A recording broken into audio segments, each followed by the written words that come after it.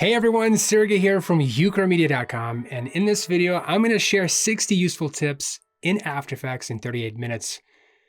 Yeah, let's do this. Number one is select label group, and this feature allows you to select multiple layers that are the same color. So right click on the color and then click on select label group. Number two is invert selection, and this one does exactly what it says. So just make your selection in your composition, and when you're ready, just right click on it and then click on invert selection, and it will invert your selection. Number three is select children, and for this example, I have this Ukramedia logo that has different children parented to it. So if I move it, you can see all the children move with it. So to select them, just right click on this logo and click on select children, and it will select all the children. Number four is hide property or group, and this one is one of my favorite. You can quickly get rid of groups and properties by holding down Control-Alt-Shift key and then just clicking on them like this. Number five is solo selected properties, and for this example, just select all the properties that you want to keep. And once you're ready, hit S twice to solo them. And then if you want to bring back any hidden or soloed properties, all you have to do, just go to the top left corner right here and control click on this arrow to hide the properties, control click again to unhide them, and then you'll see all your properties. Number six is timeline search bar, and this feature allows you to search for properties within selected layers, like this one right here, text. As you can see, we have text for both of those selected layers. Let's get rid of this selection. Let's select other layers like these two. Let's search for size, and now we have size for both of them. Let's select them again. Let's add on to that, comma, roundness, and now we have size and roundness for both of them. Let's select those two and text, and now we're going to say comma text. So now we have text, size, and roundness for both. Number seven is maximize frame, and this feature allows you to hover over any panel, and when you hit tilt key, you can go full screen. Number eight is splitting layers, and this feature allows you to split any selected layer. So move your time indicator, select the layer, and then go to edit, and then split layer, or use a keyboard shortcut, Control-Shift-D. Number nine is paste at current time. And for this example, I'm going to select this layer right here, go to edit, and then copy or press Control-C, and then move your time indicator and press Control-Alt-V to paste it at current time. Number 10 is set work area to selected layers. And for this example, we're going to select all of our layers here and press Control-Alt-B to set the work area. And then I'm going to trim it by going to the very top here, right click and click on Trim Comp to Work Area. Number 11 is Comp Mini-Flowchart. So let's say you click on one composition, then another, and next thing you know, you lost. So how do you get back? It's simple. You can click on this button right here or hit tab on your keyboard, and then you can navigate back to where you started with this blue line. Number 12 is edit guide position numerically. So you can drag out a guide and right click on it, and you can edit position. So click on it, you can type 300 right here, 300. When you press OK, it snaps to 300. You can do the same thing horizontally, right click, edit position, and then type 400. So let's type 400 in here, and then press OK, and it snaps to 400. Number 13 is switching between time and frame. So if you hold down Control and click on the time code like this, you'll be able to switch between time and frames. Number 14 is reset scale and rotation. So if you want to reset the scale and rotation of multiple layers in your composition, it's quite simple. Just select them, and then to reset the scale, just go to the Move tool and double click on it, and it will reset it to 100. Now the same thing for rotation. Go to the Rotation tool and double click on it, and it will reset it to 0. Number 15 is copy with property links. So let's say I want for this rotation property to control the rotation property of all the other rotation properties. How do I do it? Select it, go to Edit, and go to Copy with Property Links, or press Control-Alt-C shortcut, and then select all the other rotation properties and go to Edit and click on Paste or Control-V shortcut. And now this one rotation property controls all the other ones. Number 16 is convert to Bezier path. So let's say I draw some kind of parametric shape like a star. If I click and draw like this, I have a star, but I want to make it editable so I can move the points. So how do I do that? Now I can add more points by going over here, but to make it editable, just right click here and click on convert to Bezier path. And now you can individually select the points and move them around. Number 17 is open shape and mask paths. So let's say you have a pen tool and you kind of draw a path, and then maybe you close it. But how do you open it up in here between these 2 points? Just select both of them and then right click on one of them and go to mask and shape path and make sure closed is unchecked. Once you do that, it's going to open it up. Then you can select the point and keep drawing. And once you're done, just close it up by clicking on it. Number 18 is switching between RotoBezier and Bezier path. So let's say you select a pen tool and also RotoBezier, and then you start drawing your shape to only realize later that it doesn't have any handles to adjust. So how do you get your handles? No problem, just hover over any point, right click and click on mask and shape path. Make sure RotoBezier is unchecked. Then you get your handles, you can adjust them. Now to go back, just hover over any point again, right click, go to mask and shape path, and make sure RotoBezier is checked. Number 19 is center anchor point, and for this example, I'm going to draw a rectangular shape like this. I want the anchor point to be in the center of that shape. How do I do it? It's pretty simple. Right click on it, go to transform, and then click on center anchor point in layer content, or Control-Alt-Home shortcut. and now it is in the center. Now watch this. What if I draw a rectangular mask right on top of it like this? What if I want the center of it to be in there? So to drop the anchor point in the center of my shape, right-click, transform, and click on center anchor point. And as you can see, now it is in the center of our shape. Number 20 is center anchor point in new shape layers. So let's say you create a new rectangular shape or any shape. And by default, you can see the anchor point is not in the center of our shape. So to make it in the center, just go to Edit Preferences and click on General, or use that shortcut. And then in there, make sure that center anchor point in new shape layers is checked and press OK. And now when you draw a new shape, you can see by default, it puts it in the center of your shape. Number 21 is scaling multiple keyframes. In After Effects, you can scale multiple keyframes proportionally by selecting them and pressing Alt and clicking on the last keyframe like this. And again, you can make another selection. Select your keyframes, press Alt and adjust the last keyframe or the first one. Number 22 is Time-Reverse Keyframes. So for this example, I have this basic animation, but what if I wanted to reverse it instantly? How can I do this quickly? So just select your keyframes, right-click on it, go to Keyframe Assistant, and click on Time-Reverse Keyframes. And just like that, it's going to take your animation and reverse it in no time. Number 23 is duration between keyframes. In After Effects, you can quickly find out the duration between two keyframes by alt-clicking on one keyframe and then also the other. And then in the info panel, you can see the duration between two keyframes listed right here. Again, let's try this again. Alt-click on one and then the other keyframe. And then right here, we can see the duration. We can do the same thing for markers. Alt-click on one and the other, and it'll be listed right here. Number 24 is Roving Keyframes. So here's an example. I have like a very boring animation, but you can see some parts are faster than others. So if I want to make it all the same, I just select them and right-click and click on Rove across time. And now it will adjust to where it's consistently the same. So I can do more with that. I can select the last keyframe and adjust the keyframe velocity. And let's do the incoming velocity. We're going to change the speed to 0, influence to 75 right here. And now you can see our keyframes have shifted. So let's do the same thing for this keyframe. Keyframe velocity, outgoing velocity, speed to 0, influence to 35. For that area, press OK. So as you can see, our keyframes have shifted. So now all we have to do is select the keys, right-click, and uncheck Rove across time. And now we have created something really smooth in no time. Number 25 is motion path from mask and shape paths. And for this example, we're going to select the pen tool and just draw a basic shape. As you can see, created a new shape layer. We're going to select the path property. We're going to copy it, go to Edit, copy, or use Control-C shortcut. Then we're going to select the position property of our logo, and we're going to paste, edit, click on paste, or do Control-V shortcut. And now it converted a shape path into a motion path with roving keyframes. Number 26 is locate project files. And so for this example, I have a simple project right here. We're going to render it. We're going to go to Composition and click on Add to Render Queue or Control-M shortcut. And here we're going to click on this Output Module Settings. And you do want to make sure Include Project Link is checked. Make sure that's checked, then render the file. And then we're going to go to File and create a new project, Control-Alt-N shortcut, and we're going to save. Then we're going to bring in the file we just rendered. So to go to Import, File, or Control-I shortcut, select the file and let's import it. And now we're going to select it and go to Edit and click on Edit Original or Control-E shortcut. So when you do that, it's going to open up the project file that it was created in. This saved my life many times. Number 27 is Shift+Parenting Behavior. And the way this one works, if you hold down Shift key on your keyboard and if you parent pick whip from your logo to any of these nulls, it will automatically move your logo to whatever layer you are parenting to. Number 28 is delete all effects from selected layers. And for this example, I'm going to select 3 layers that have hue and saturation and fast blur effect. So next, I'm going to go to Effects, and I'm going to click on Remove All or Control-Shift-E shortcut. When you click on it, as you can see, it deleted all of my effects. Number 29 is look at selected 3D layers. And we do have 3D text layers. We're going to bring in a new camera, go to New and then Camera. We're going to press OK. Then we're going to select our first 3D text, go to View and click on Look at Selected Layer. So use that keyboard shortcut. Then we're going to use the Orbit tool, hit C on your keyboard. And then we're going to position our text like this, set the keyframes, move the time indicator, select the next text, go to View and click on Look at Selected Layers. Again, use the Orbit tool to kind of position your text. Move your time indicator again, select all of your layers, go to View. And this time we're going to click on Look at All Layers. Use the Orbit tool to position your text, select your keys, move them. And let's set the first keys kind of go past our text. So that's our starting point. It's going to go through every single text. We're going to select all of our keys and right click, go to Easy Ease or F9 on your keyboard. And now we created an advanced camera animation using a simple feature. Number 30 is custom blurred vignette. So for this example, we're going to double click on this rectangle tool to create a new shape layer, select the pen tool and select the mask and draw a custom mask on top of our shape layer that looks like a vignette. Then we're going to change the color of it from dark green to something like lighter blue so we can see it better. Then we're going to set the mask to none and we're going to add an effect called fill. So go to Generate and then click on Fill. And in here, we're going to set the fill mask to mask 1 and then color to black. And then the horizontal and vertical feather, we're going to change that to 300.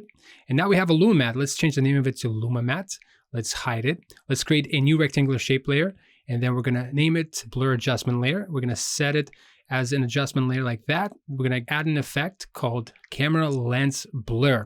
And in here, we're going to change the radius to 10. And then we're going to set repeat edges on, and then blur map, let's set that to Luma Matte. It's the one we just created, but you want to make sure you set it to effects and masks. And now we get a custom and adjustable blurred vignette. Number 31 is faking 3D extrusion. And for this example, we're going to make sure that show grid and snap to grid is checked. Then we're going to select the rectangle tool and draw a cube. We're going to label it cube. Let's select the pen tool and draw a side to it like this. Let's change the color to something brighter like that. Then we're going to label it side, and we're going to draw another shape that's going to be the bottom. In fact, let's label it bottom.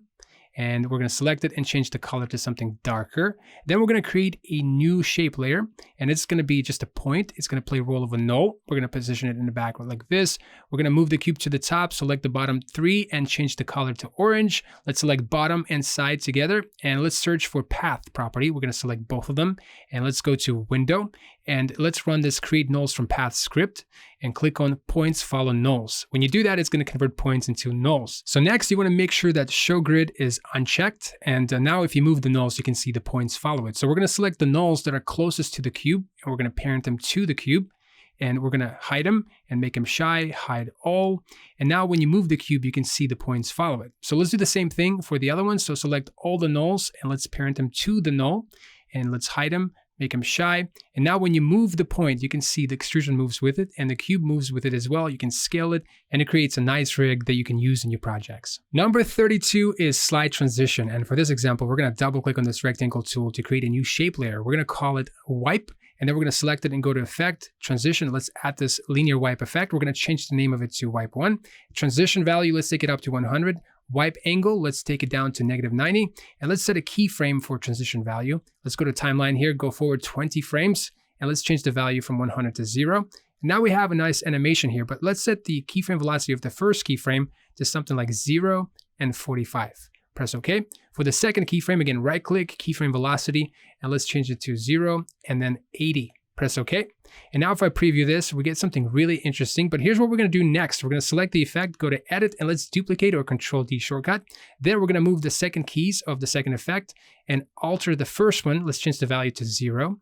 And the second key, let's change the value of it from 0 to 100. So we're going to reverse it. So here's what we get. That's nice, but we're not done yet. Let's select the wipe angle of the second effect and let's add an expression. And we're going to pick whip to the wipe angle of the first effect. We're going to add on -180, and now it's going to reverse it. So here's what we get. Really interesting. Then you can alter the wipe angle of the first effect and it's going to follow. Number 33 is a set matte effect. And for this example, we're going to select this shape layer. We're going to go to effects control panel. We're going to slide on the slider. Now here's what I want to do. I want for both of my text to be masked out by this shape. And to do that, we're going to select the first text layer. We're going to go to effects control panel and let's add an effect. Right click. Let's go to channel and let's add set matte effect. In here, we're going to take matte from layer, shape layer. And now, as you can see, it works. It did mask it out. So we're going to copy this and we're going to select line 2 text and we're going to paste or Control V shortcut. And now, as you can see, our shape is a mask for both of our text layers. Number 34 is fake reflection. And for this example, I already have a composition here that you can download. But here's what I'm going to do. I'm going to double click on this rectangle tool to create a new shape layer. We're going to call it reflection. And then we're going to make it 3D. Let's kind of offset it in 3D space, just slightly. All right, let's go back to active camera. Next, I'm going to select an ellipse tool, this one right here. Let's make it a mask. And let's draw a mask on top of our shape layer that looks something like this. All right, let's duplicate it. Select this, go to edit, and then duplicate it, Control D. Then for the second mask, we're going to set it to subtract. We're going to go into it and mask feather. Let's change it up a bit, just a slight feather. And then we're going to set it to overlay. So that's nice. Next, we're going to select this reflection. We're going to go to effect. Let's add this set matte effect that we talked about in the previous example. And we're going to set it to something like ukramedia 1. And now it will mask it out. So now we created something really interesting. Number 35 is post expression graph. And for this example, I have this 2 keyframed animation, but then the rest of it is driven by an expression. So if I go to graph editor, I do see what my keyframes are doing, but I can't see what my expression is doing. So how do I see that in my graph editor? So go over to the left and click on this Show Post Expression Graph. When you do that, it will show you in a dotted line what your expression is doing. Super handy. And then you can go at the bottom of the graph, click on the button here and click on Show Expression Editor. Then you can select the property and you can keep altering your expression. You can change the value and it will automatically update it in your graph editor. Number 36 is Disable All Expressions. And for this example, the rotation property of all of my Ukramedia logos have an expression applied, this wiggle expression. So if I preview this, you can see they're all wiggling, but watch this. I'm going to select some of them and I'm going to disable those expressions by just right-clicking switches and let's click on Disable Expressions. When you do that, it's going to disable all expressions on those layers, but I'm going to select them again, right-click and go to switches, and this time I'm going to click on Enable Expressions, and now it works like a charm. Number 37 is Checkbox Control, and for this example, I'm going to select this Controls shape layer. We're going to go to Effects Control Panel, and we're going to add an effect called Checkbox Control. We're going to duplicate it, go to Edit, Duplicate, or Control D shortcut. Again, Edit, click on Duplicate, and then we're going to rename them. So the first one's going to be called Name, so let's change that to Name. The second one's going to be called Title 1. Let's change the second one to Title 1, and the third one's going to be called Title 2. So let's change to that. Then we're going to go to the opacity of the name. We're going to pick whip to the checkbox of the name, and then we're going to alter that expression. We're going to add period value times 100. We're going to copy that, and then we're going to check it to see if it works. Yep, it sure works. So let's do the same thing for the second one. Opacity, let's pick whip to the checkbox of the Title 1. Let's alter that. Let's paste the same thing to the end of it, and let's try it out. Let's see if it works. Yep, it sure works. So let's do the same thing for the third one. Again, opacity, let's pick whip to the checkbox, and we're going to alter the expression, and we're going to paste it. Now let's try it out and see what happens. Yep, it sure works, and it didn't take much effort. Number 38 is Dropdown Menu Control, and for this example, we're going to select this text layer, and we're going to add an effect called Dropdown Menu Control, located right in here. So we're going to select it, we're going to change the name of it to Layer Opacity. We're going to alter these items in here by going to Edit. We're going to change the first one to 100, the second one to 90, the third one to 80, and we're going to add one more. We're going to call it 70. Press OK. We're going to select the opacity property of this text layer, and we're going to go to Animation, and let's add an expression. We're going to call the variable here Dropdown Menu. We're going to assign our drop-down value to it, and we're going to say period value because we want the value. On the next line, we're going to create an array. We're going to list all of our items in here, and then we're going to create another square bracket, and we're going to access those values by typing our drop-down menu control like this, and we're going to say -1. And now if we go to the drop-down menu, if we set it to 100, we get 100. If we set it to 90, we get 90. If we set it to 80, we get 80. You get the point. Number 39 is Layer Control Effect. And for this example, I'm going to select this text layer right here. We're going to apply an effect called Layer Control right here. And then this Layer Control Effect gives us an ability to select a layer from our composition, which is very handy. So we're going to select number 3, and then we're going to select the position property of our text layer. We're going to add an expression.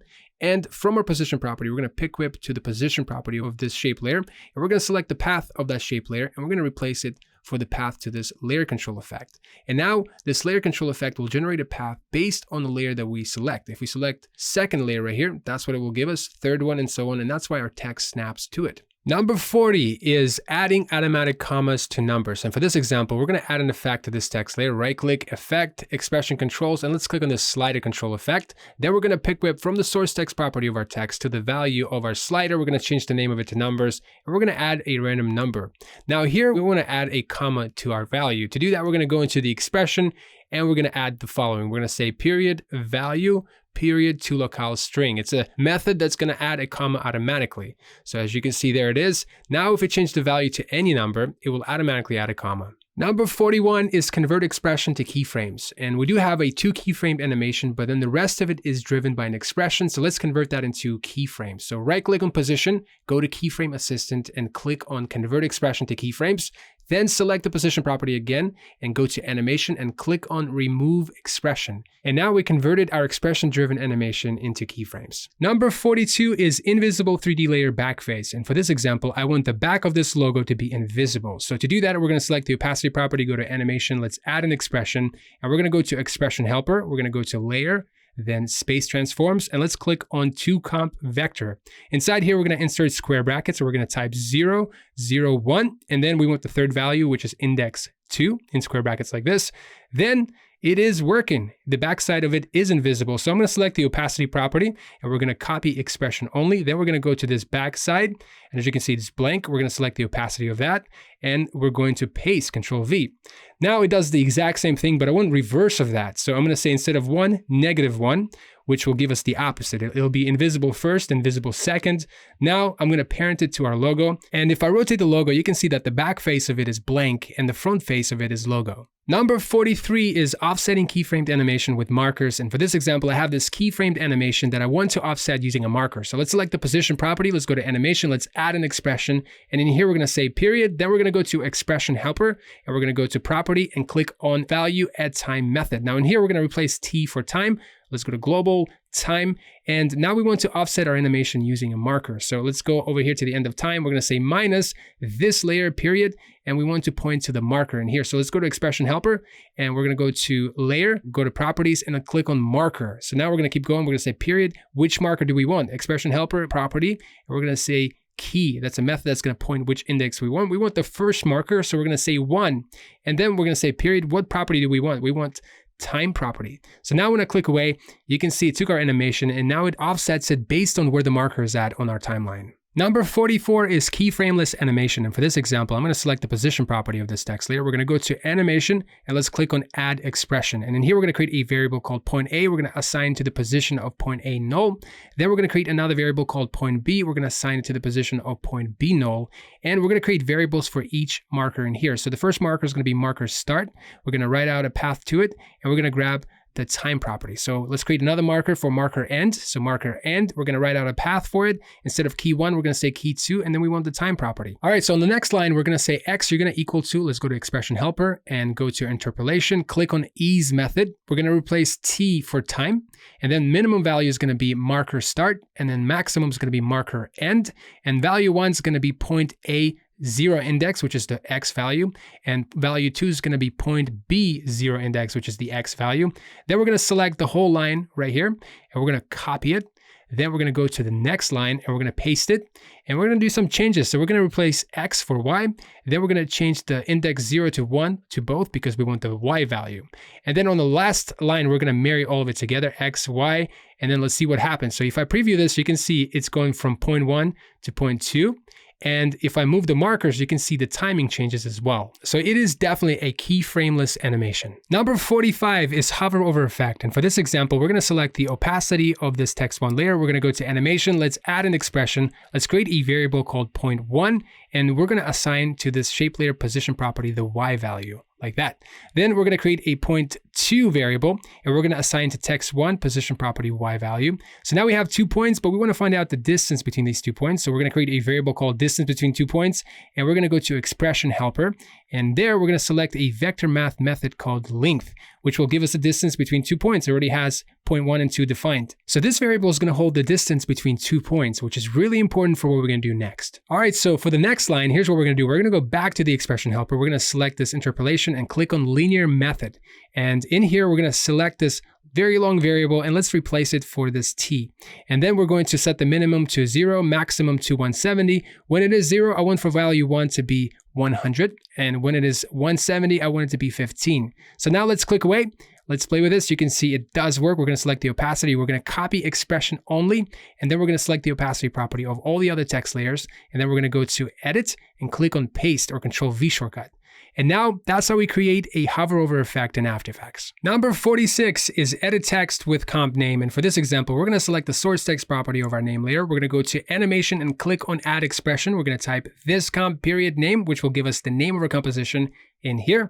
Next, we're going to change the name to something like Joe Jones * designer * ukramedia. And that's what we get. Now, next, I'm going to use a method called split at the end of our expression, and we're going to type asterisk. And basically what it does, it will split this text into 3 things wherever there's asterisk. So now we have 3 items. We have the name item. We want the first one, right? So that's the name. We're going to say, hey, give us index 0, which is the first item. That's why we get Joe Jones. So we're going to select the source text property. We're going to copy expression only. Then we're going to select the source text property of all the other layers, and we're going to paste Control V.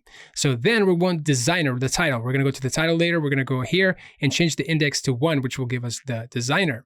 Next, we're going to go to the company name, which is Ukramedia, and we're going to go to the end of it. We're going to say index 2, which gives us Ukramedia. So next, we're going to select comp, and we're going to duplicate it, Control D, and we're going to change the name to something like Sergey Prakhnevsky asterisk motion designer asterisk Ukramedia. And when I do that, it creates a new composition with all of that content in it. Number 47 is mouse cursor rig. And for this example, I'm going to select this controls shape layer. We're going to go to Effect Controls panel. We're going to lock it in, right click on here, and we're going to go to Expression Controls and click on Checkbox Control. We're going to rename it to Cursor Switch. Then we're going to go to the opacity of our hand cursor, and then we're going to go to Animation, and let's add an expression. And in here, we're going to create a variable called Cursor Switch, and we're going to assign it to that checkbox right here. We're going to say we want the value, so period value. On the next line, we're going to create an array that says 0 and 100, and then right next to it, we're going to access that using cursor switch. So basically, when it is not checked, it's going to be 0, and when it is checked, it's going to be 100. Next, right click on our opacity property right here, and let's copy expression only, and then let's select the opacity of arrow cursor. Then we're going to go to edit, and we're going to paste or Control V shortcut. Then we're going to go into it, and basically we're going to reverse these two. Instead of 0, we're going to say 100. Instead of 100, we're going to say 0. So now let's see what happens. You can see it basically does the opposite of each other. That's great. We're going to right click here, go to open in Essential Graphics, and then we're going to find our switch checkbox in here, and we're going to move it into this panel right here. We're going to call it cursor switch. So now it is a master property. So we're going to go into new composition. We're going to find our cursor, drop it in here. Let's close this up. And then let's go to the master property, and let's see if it works. It sure does. Let's try another one. Let's drag another one in. Let's go to master properties, and it works well. Number 48 is cursor change on hover. And for this example, we're going to pick up where we left off in the previous example. So we do have this switch rigged up. We're going to select this cursor switch, go to animation, add an expression, and we're going to create a variable called point. We're going to assign it to this position property of our current cursor. Then on the next line, we're going to create another variable called shape, and we're going to assign it to this shape layer right here. On the third line, we're going to say shape period, then go to the expression helper, go to layer, and then general. And at the very bottom, we're going to click on this sample image. So we want the index 3 value, which is the alpha channel. And then if you, by the way, point right here is already defined, so that's great. So when you click away, and if you move the cursor, you can see that it changes from an arrow to a hand automatically when it hovers over our shape. Number 49 is a hover button effect. And for this example, I'm going to select this opacity property over button shape. We're going to go to animation, and we're going to add an expression. And here we're going to create a variable called point. We're going to assign to this position property of our cursor. And then we're going to create another variable called shape. We're going to assign to this current shape layer. And on the third line, we're going to create a variable called shape alpha. And then we're going to use a method called sample image. In here, we're going to define our points. And then we're going to say radius is going to be 0.5 pixels on X and Y. And then we're going to want the index value 3, which is the alpha channel. Essentially, we're basically saying, hey, cursor, if you are over a shape, give us 1 value. And if you're not, give us 0. And that's what this shape alpha is going to hold. On the next line, we're going to use a linear method. Inside here, we're going to say shape alpha. And we want the value from it that is between 0 and 1. And when it is 0, I want the opacity to be 50. And when it is 1, I want the opacity to be 100. So now if I grab our cursor and move it over our shape, you can see that the opacity does change. Number 50 is Auto-Resize to comp size. And for this example, I have a simple animation here. But watch what happens when I try to change the size of my composition. If I go down in size or up, you can see my animation doesn't really change all that much. We do get some weird gaps in here. So how can I create a feature that automatically resizes my animation based on the size of my composition? So let's undo everything we just did, and let's create a new shape layer, but double click on this rectangular tool. We're going to call it Auto-Size. And then we're going to change the opacity of it to 0. And then let's select all the other 2 layers and parent it to that size. And then we're going to select the scale property of it and just play with it. You can see everything moves with it. So let's select the scale property. We're going to go to animation. Let's add an expression to it. And in here, we're going to create a variable called auto width. And then we're going to assign this expression to it.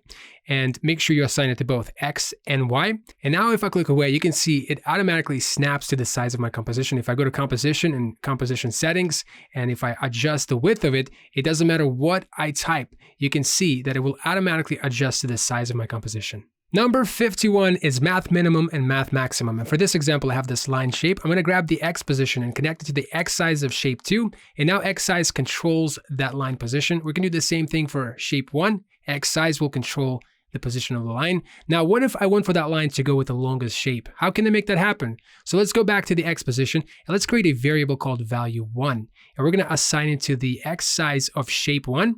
Then we're going to create another variable. We're going to call it value 2.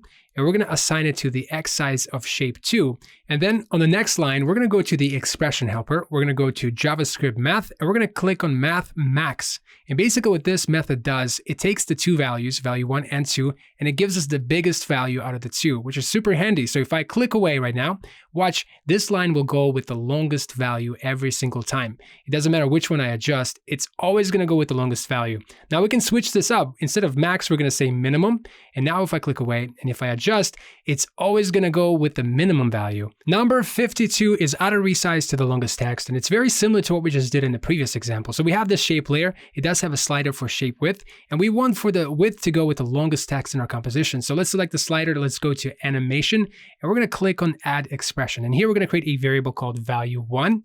And we're going to assign to this line 1 text. We're going to use a sourceRect@time method to get the width of that text. So essentially value1 gives us the width of line 1 text. So let's do the same thing for value2 variable. We're going to link it up to line 2 text. We're going to use the same method, sourceRect@time, to get the width of that line. So now value2 actually means the width of line 2 text. So let's call up value2 and let's see what happens. As you can see, our shape adjusted to the longest text. Let's change it to 1 and now it goes to the shorter. So it does work. We're going to highlight this line. We're going to go to expression helper and we're going to go to JavaScript Math and click on Math.Max. So by this point, we know exactly what this method does. It gives us the longest value out of the two, but we're going to add on, we're going to say plus 100 pixels to give us a little padding. So if I click away and if I change my text, you can see that the shape will always go with the longest text. Number 53 is repeat text horizontally. And for this example, we're going to select the source text property of this text layer. We're going to go to animation and we're going to add an expression and we're going to continue here. We're going to insert a repeat method. Inside here, we're going to say repeat it twice. So when I click away, it repeats it twice. If I change it to 3, it's going to do 3 times. If I change it to 4, it does it 4 times. But I'm going to select the text layer and we're going to go to expression controls. Let's add the slider control and we're going to change the name of it to repeater. Then we're going to go back into our expression. We're going to create a variable called repeater and we're going to assign it to the value of our slider. We're going to say period value. And then we're going to copy our variable and we're going to replace that 4 for a repeater variable. And now we can repeat the text using the slider. Number 54 is repeat text vertically. And for this example, we're going to select the source text property of our text. We're going to go to animation. Let's add an expression and let's create a variable called vertical text. We're going to assign the current source text value plus a new line.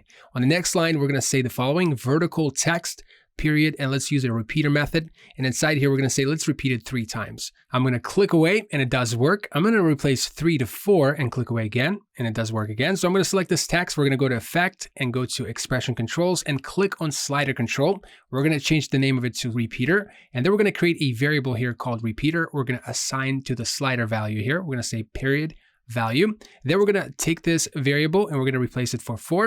And we're going to click away. And if I adjust the slider, you can see it's working really well. Number 55 is repeat text vertically and horizontally. And for this example, we're going to select the source text property. We're going to go to animation. Let's add an expression. And in here, we're going to create a variable called X repeater. We're going to assign it to the slider value of this X repeater. We're going to say period value. On the next line, we're going to create another variable, Y repeater. We're going to assign it to this Y repeater slider value. We're going to say period value. And then we're going to say horizontal repeat. It's a new variable. We're going to tell it to be the current value plus repeat. And we're going to say X repeater, the slider value. So now when I click away, and if I adjust it, it's working well. So next, we're going to keep going here. We're going to say vertical repeat, and we want it to be horizontal repeat plus the new line. Then we're going to do the following. We're going to say vertical repeat, period, repeat. And in here, we're going to say Y repeater slider value. So let's click away and let's test it out by adjusting the Y repeater slider value. Number 56 is vertical text array. And for this example, we're going to create a new shape layer. Right click, go to new and click on shape layer. We're going to rename it to controls. And essentially it's going to be our null layer. Then we're going to go over here to the effects control panel, right click, go to expression controls, and let's click on slider control. We're going to rename it to spacing. Then we're going to lock this panel in, create a new text, and we're going to say ukramedia.com, but let's rename this to text1. We're going to put it underneath our controls. Let's parent it to it. And let's move the controls layer. You can see it is parented. Next, we're going to select text1. We're going to go to edit and click on duplicate or Control D shortcut. We're going to grab this text2 and put it underneath text1. We're going to separate dimensions. So right click on position and click on separate dimensions. And we're going to hide X position. We're going to select Y position, go to animation, and let's add an expression. And we're going to create a variable called spacing. We're going to assign it to the slider value. We're going to say period value because we want the value. So next, we're going to create a variable called current text height. which will be the current height using the source rect at time method. We're going to grab the height. So next, on the next line, we're going to create another variable called layer above y position. And we're going to pick whip to the y position of the layer above. But here's what we're going to do. We're going to replace the name of that text layer to index -1, which will always reference the layer above our current layer. So it's always going to grab the y position of the layer above. So we're going to say layer above y position plus current text height plus spacing. Then we're going to click away, and then we're going to adjust the spacing. You can see it does work. So next, we're going to select our text to layer, and we're going to duplicate it one time and put it underneath this, duplicate it again a couple of times, and you can see it is creating a text array. We can adjust the spacing. We can even select each text and adjust the size. And you can definitely see that it is responsive. Number 57 is creating and using CSV files. And for this example, we have this blank text document. We're going to say name, title 1, title 2. On the next line, we're going to say Tim Thiessen, motion designer, and pixel butt. So then we're going to go to File, Save As, and we're going to save it as lower third text.csv. Hit save, and then we're going to go to After Effects. We have this lower third. We're going to replace the text with the text that we just created in our text document. So let's bring that in. We're going to go to Project Panel, right click, go to Import File, and let's select this lower third text. Import it. Next, we're going to import it into our composition, and we're going to go to the properties. And here we have our name property, title 1, title 2.